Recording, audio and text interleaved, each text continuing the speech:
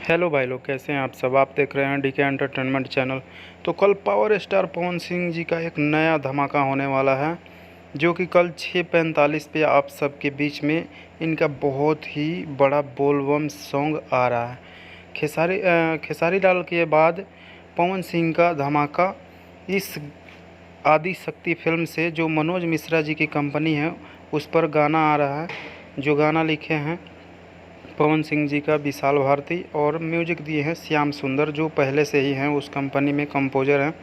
और ये बहुत ही धमाल मचाने वाला है गाना। जब भी पावर स्टार पवन सिंह का गाना आता है तो मार्केट में धमाल मचा कर रख देता है, चाहे वो कोई भी गाना हो, सैड सॉन्ग हो या जो भी हो।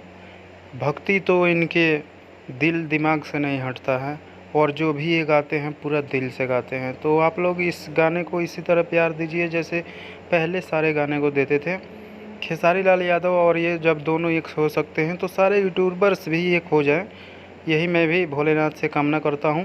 और इनके गाना कल आदि शक्ति फिल्म से आ रहा है। ये गाना बहुत ही बेजोड़ गाना है।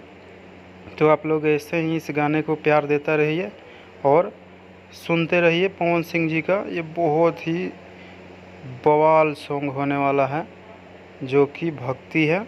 और भक्ति सॉन्ग तो ये जब गाते हैं तो दिल छा जाता है, दिल में पूरे छा जाते हैं भाई। तो थैंक यू भाई लोग, लव यू, बाय बाय। कल मिल